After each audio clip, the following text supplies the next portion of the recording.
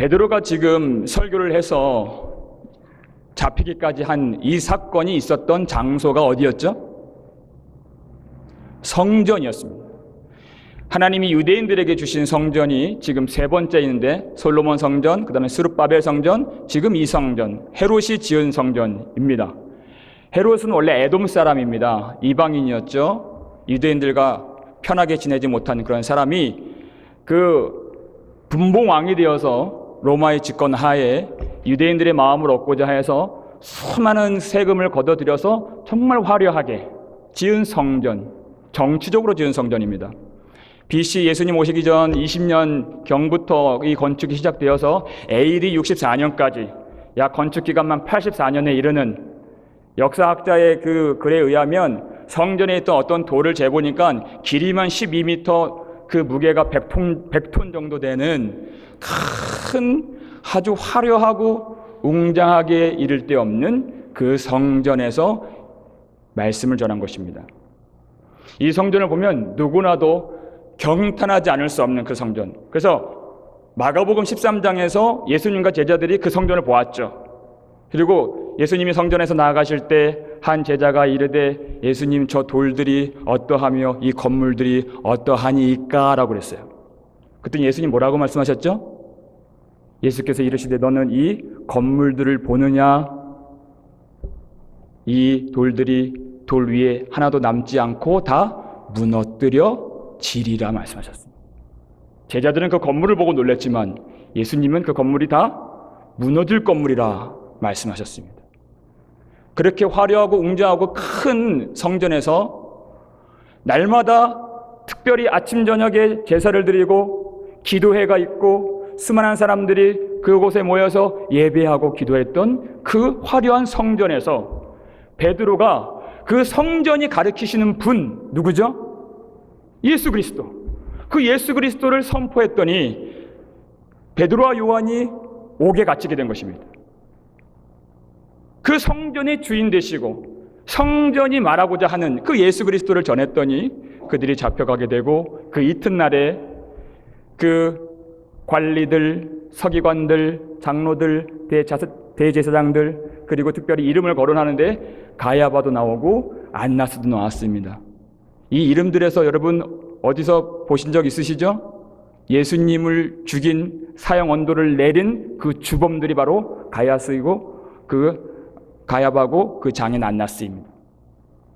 이 사도들을 위협하고 있는 세력이 예수를 십자가에 못 박은 그들과 동일한 인물들이고 동일한 위협을 받고 있다 하는 것을 말해주고 있는 것입니다.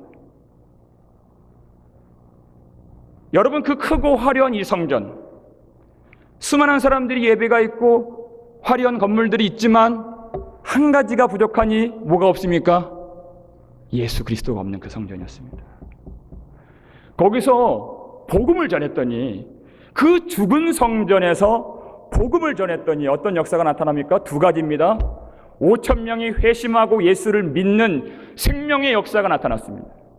그런데 한편으로 죽은 자들이 그 예수를 대적했던 자들이 그 복음을 회방하고 핍박하고 위협하고 죽이려 하는 일도 나타난다는 것입니다.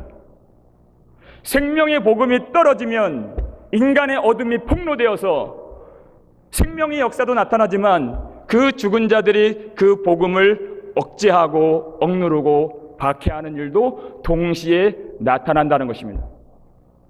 예수님께서 마태복음 10장 34절에서 내가 화평을 주러 온 줄 아느냐? 나는 화평을 주러 온 것이 아니라 무엇을 주러 왔다고 했어요? 검을 주러 왔노라. 복음이 떨어지는 곳에 내가 복음을 갖고 있다고 하는 것은 많은 순간에 칼 끝에 내가 서 있을 수 있다는 것도 염두해야 되는 것입니다.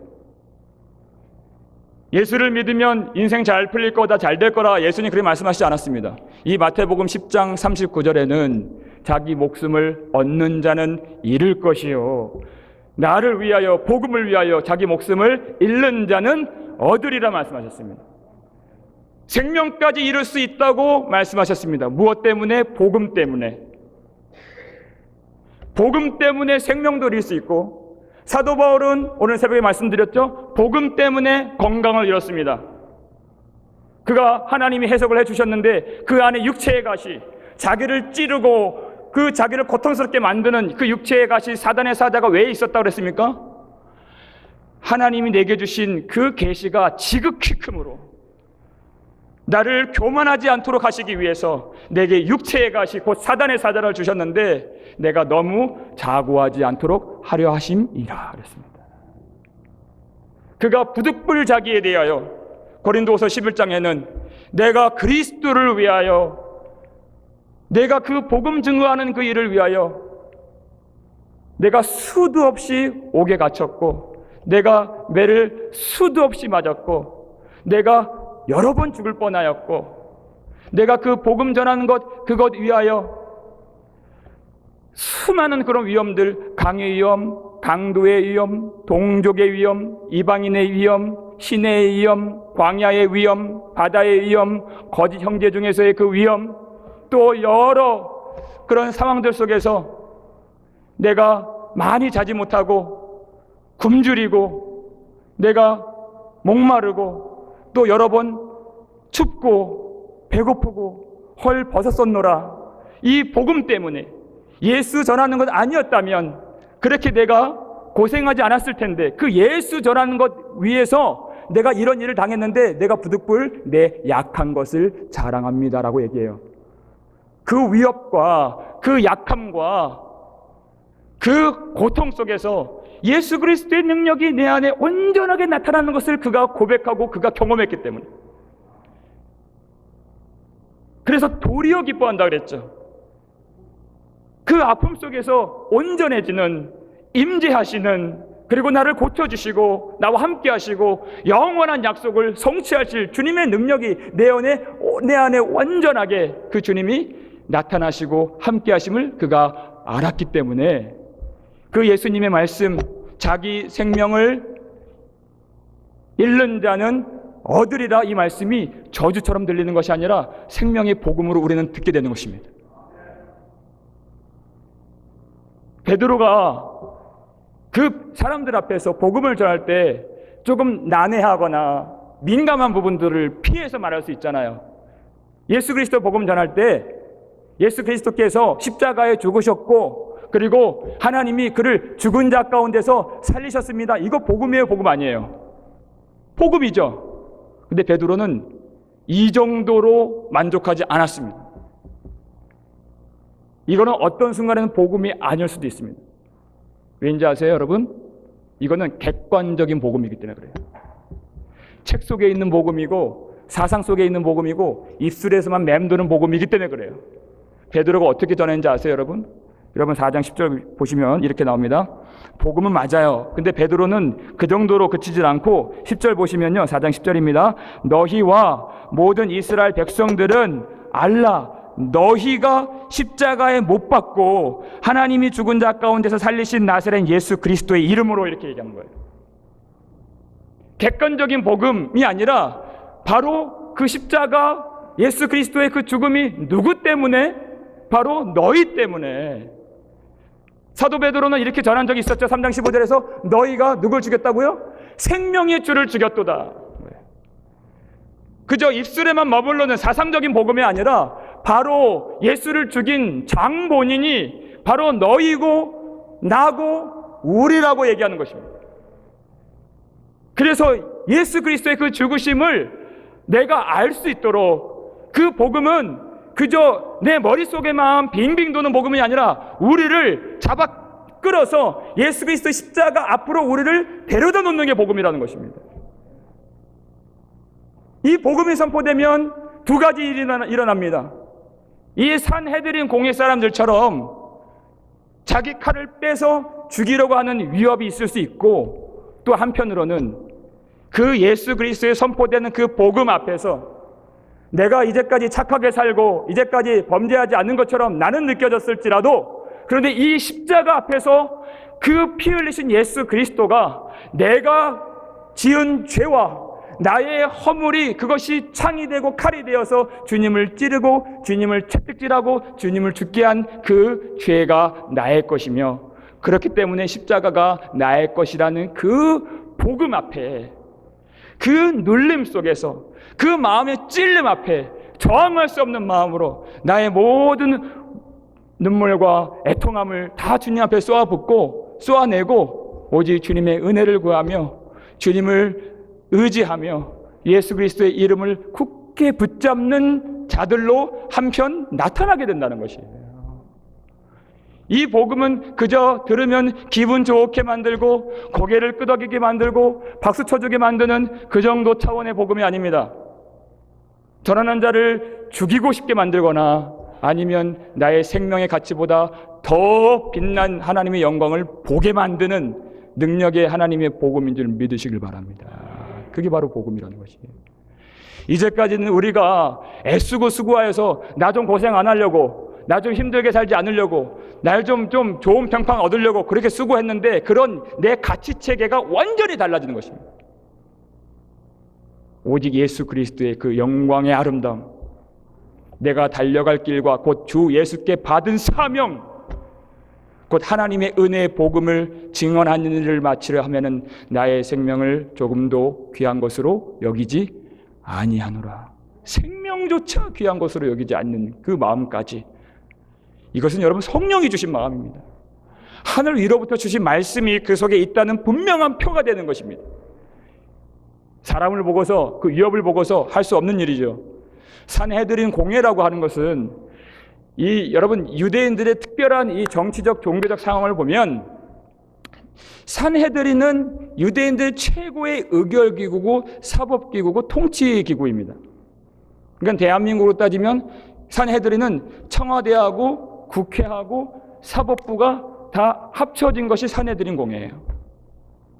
그들이 죽이려고 위협하는 가운데서도 그들은 하나님께서 주신 말씀이 있었기 때문에 그것을 하나님이 보게 하시고 하나님이 듣게 하시고 내 속에 심어주신 이 말씀을 내가 말하지 않을 수 없고 전하지 않을 수 없다 한 것입니다. 성령이 주신 마음이죠. 그래서 그가 두려워하지 아니하고 담대하게 다른 이로서는 구원을 받을 수 없나니 천하 사람 중에 구원을 받을 만한 다른 이름을 우리에게 주신 일이 없다라고 선포했습니다. 여러분, 이 말씀은 비단 종교다원주의적인 상황이나 어떤 이단적인 가르침에 대해서 우리가 분별력을 갖자 하는 그 정도 차원으로만 여겨서는 안 될 말씀입니다. 여러분, 작금의 교회를 한번 보십시오. 그리고 나 자신을 살펴봐야 된다는 것입니다. 화려한 예배당이 있고 많은 사람들이 모입니다. 여러분, 언젠가 정말 수많은 사람들이 모이는 수천 명이 한꺼번에 앉아서 예배를 드릴 수 있는 그런 예배당에 한번 가본 적이 있는지 모르겠습니다. 그런데 가면은요, 일제히 수천 명의 사람들이 한 목소리로 찬양을 부르면 전율이 느껴집니다, 여러분. 나도 모르게 눈물이 나옵니다. 그 화려한 그 조명과 그 예배와 그 일제히 한 목소리로 함성을 들으면서 예배할 때 얼마나 우리가 종교적인 감흥들이 일어나는지 몰라요. 여러분, 혹 반대로 어느 구석진 그런 사람이 인적이 드문 그런 상가 건물에 있는 어떤 개척교회를 가본다고 생각해 보세요. 제대로 된 시스템이나 음향 장비나 드럼이나 이런 것도 없이 많은 봉사자들도 없어서 이곳저곳 균열이 일어나고 어려움이 있고 많은 그런 연약함이 있는 그런 교회에서 예배를 한번 드리면 많은 사람들이 쉽게 은혜를 받지 못합니다. 우리가 그렇게 전율을 넣고 은혜를 받았다고 하는 그 은혜가 과연 어디서 온 것인가? 누가 주는 것인가? 그 은혜는 과연 사람 앞에서 사람도 만들 수 있는 그 사람이 함성으로도 우리가 느낄 수 있는 그 정도 차원을 은혜라고 말하는 것은 아닌가? 다른 이로서는 구원을 받을 수 없나니 천하 사람 중에 구원을 받을 만한 이름이 예수 이름밖에 없다는 것입니다. 화려한 조명이 없고 나의 귀를 만족하게 하는 감동적인 이야기가 없어도 그 잘 짜여진 그런 찬양팀과 그런 연주, 그런 음악이 없다 할지라도 오직 예수 그리스도의 그 투박한 복음이 선포된다 할지라도 그 속에서 그 그리스도의 복음이 나의 가슴을 울리고 그 생명의 복음이 성령의 진동으로 나타나서 우리가 주님 앞에 진정으로 예배할 수 있다면 정말 성령이 주신 은혜가 있는 사람인 줄 믿으시길 바랍니다. 우리는 그렇게 그것이 무엇인지, 어디서 오는 것인지, 사람이 만든 것인지, 하나님이 진정 하늘 위로부터 주신 것인지, 메마른 땅에서도 그 주의 복음 하나 가지고 정말 주님을 찬송할 수 있는 어떤 환경이나 어떤 여건 때문에 내 마음이 종교적인 가뭄에 취하는 것이 아니라 정말 그 말씀에 내 마음이 젖어들어서 오직 사람들은 다 그 복음을 실어버렸던 그 회개의 복음, 정말 사람들이 듣고 싶지 않고 귀를 막았던 그 마음을 찌르는, 그 속에서 정말 생명의 길을 발견하여 주 앞에 나의 심정을 쏟아부을 수 있는 그 회개할 수 있는 기도가 된다면 하나님이 성령께서 우리 가운데 임재해 주셨고 우리를 구원하시는 능력으로 임하신 것을 우리는 바라볼 수 있습니다. 여러분, 악한 마귀가 이 시대에 많은 사람들 예배드리고 많은 사람들 큰 교회 가고 많은 사람들 모여서 이 모양 저 모양으로 헌신하게 하는 것 막지 않습니다. 오히려 독려하면서 많이 모이라고, 예배 많이 드리라고, 그리고 많이 헌신하라고, 열심을 다하라고 부추기고 도와주고 힘을 주고 그렇게 모이게 만듭니다. 정말 그렇습니다. 한 가지만 못하게 합니다. 오직 예수 그리스도 복음만 못 전하게 합니다. 감동은 있는데 예수가 없고, 눈물은 있는데 예수가 없고, 말씀은 있는데 예수가 없는 그 지경까지 가게 한다는 것입니다. 예수를 전하긴 하지만 인간의 것을 그 중심으로 하여서 그 겉을 살짝 덮어버리는, 그래서 그것이 복음인지 인본주의인지 모를 만한 혼미하게 만드는 그것을 사단이 전하게 만든다는 것입니다. 이 세상에 믿지 아니하는 신이, 이 세상의 신이 믿지 아니하는 자들의 마음을 혼미하게 하여 그리스도의 영광의 복음의 광채를 비치지 못하게 하기 때문에, 여러분, 정말 우리가 정말 이 복음에 우리가 마음을 쏟아붓고 여기서 우리가 하나님의 그 거룩하심을 알고 정말 압도되는 그 성령의 임재 가운데에서 내 마음이, 내 삶 전체가 다 조각나고 하나도 보이지 않을 정도로 해체되는 느낌으로 그렇게 회개할 수 있는 은혜가 있다면 하나님 이 밤을 통촉해 주시고 이 밤을 불쌍히 여기시는 그 은혜의 밤이 될 줄을 믿습니다. 그렇게 되기를 주의 이름으로 축원합니다.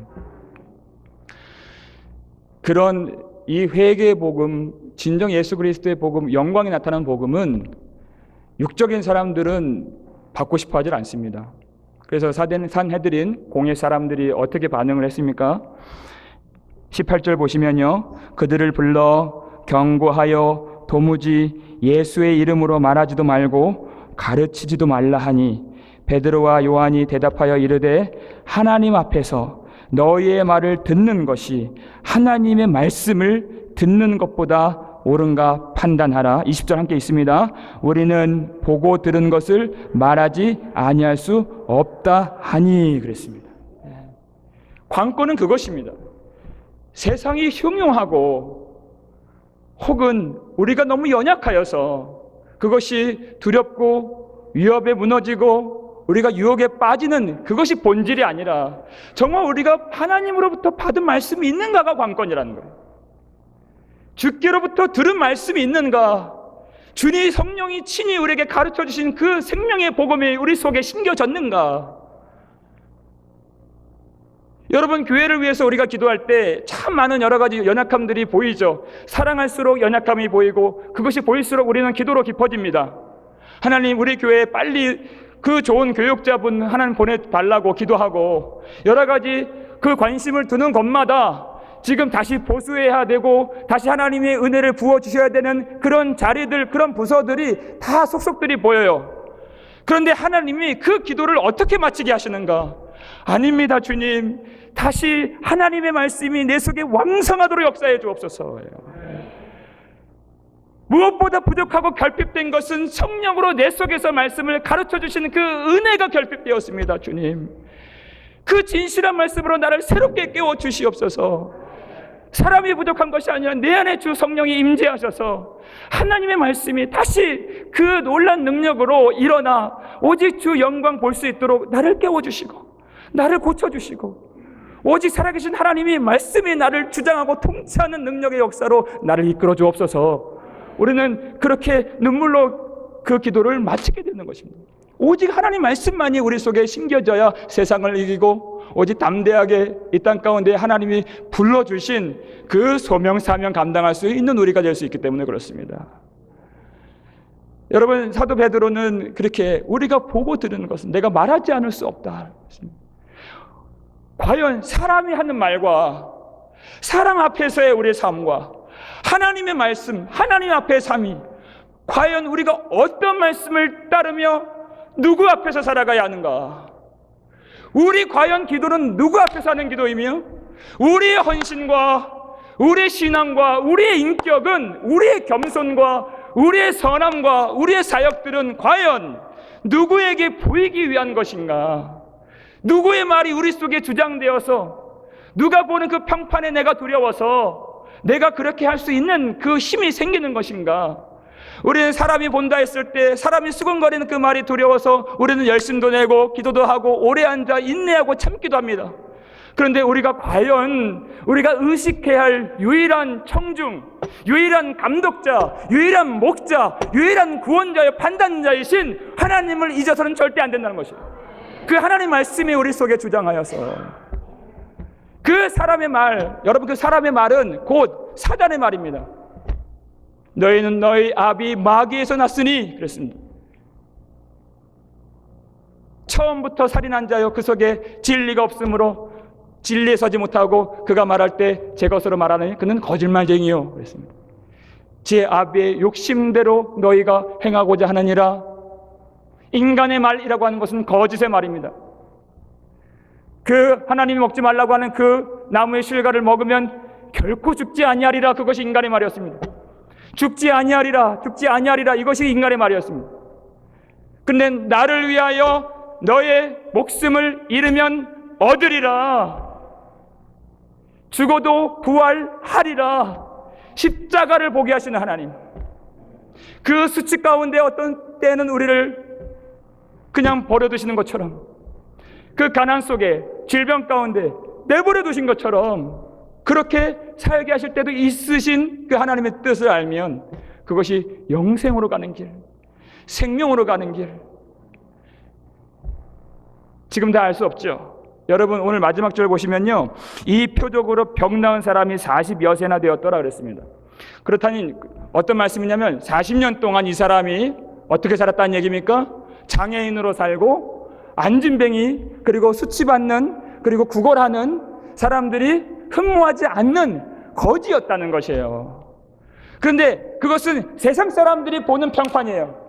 근데 하나님 나라의 그 평판, 하나님 나라의 그 쓰임, 하나님 나라의 그 사명은 뭐냐면 그 화려한 성전은 있지만 참성전 되지 못하는 그 초대교회에 다시 성령의 불길을 일으킬 수 있는